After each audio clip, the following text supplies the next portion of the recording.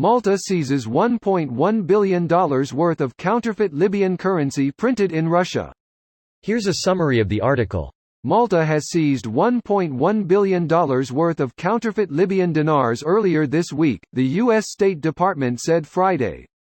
The counterfeit money was printed by joint stock company Gaznik, a Russian state-owned company, and ordered by an illegitimate parallel entity, the State Department said in a statement, commending Malta for successfully confiscating the fake dinars.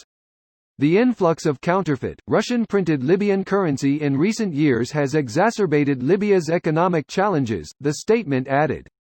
The U.S. said the incident again highlighted the need for Russia to cease its malign and destabilizing actions in Libya. Russia is a staunch supporter of putschist General Khalifa Haftar, whose Libyan National Army fights against the internationally recognized Government of National Accord for control over the Libyan capital Tripoli. An estimated 800 to 1,200 fighters from Russia's Wagner Group are backing Haftar's offensive. Earlier this week, the U.S. said Russia recently sent fighter jets to Libya to support Russian mercenaries fighting for Haftar. This post received a score of 7,000, with an upvote ratio of 98%. Here are the top comments in response to this article. Basically, Russia is trying to flood Libya with fake currency to destabilize the Libyan economy. They think this will help the Libyan National Army defeat the Government of National Accord. GNA is the internationally recognized government. Russia? Destabilizing? Nah, can't be true. Destabilizing? I thought they were merely defending the fabled Russo-Libyan diaspora?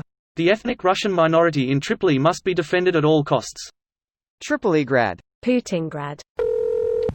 The British tried the same thing during the American Revolution.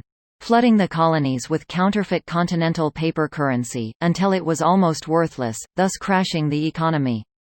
And without a proper economy, you can't finance a war. At one point, the exchange rate was $225 paper currency to $1 specie coin, and if it hadn't been for the Franco-American alliance, the U.S. would probably look very different today. God bless the French. Edit. Alright, apparently I forgot the absolutely unforgivable freedom fries transgression against the French people. Apparently I can't express any intent to move forward from past bullshit and try to recognize that France the US has a positive history together, without groveling for some bullshit that happened during the Bush admin 20 years ago. I wholeheartedly apologize for my country renaming a fried food when I was still in elementary school during an administration that imposed sweeping anti-American surveillance legislation that we're still dealing with today. I was clearly, severely out of line for omitting this absolutely unforgivable deed. I do as well. I know there's something of a running joke about them surrendering, but without them, we wouldn't be the country we are today. We are forever indebted to the French. Honestly, going through 2 world wars in 1 century that completely decimates your homeland would make anyone with a brain and emotions be wary of jumping into another war. I was wondering when good old Vlad would show up again. What a reliable dictator. He'd been sidelined by COVID-19 coronavirus, not Putin's kind of crisis. COVID-19? Russia is so advanced. Or, delayed? That's COVID-19 in Cyrillic.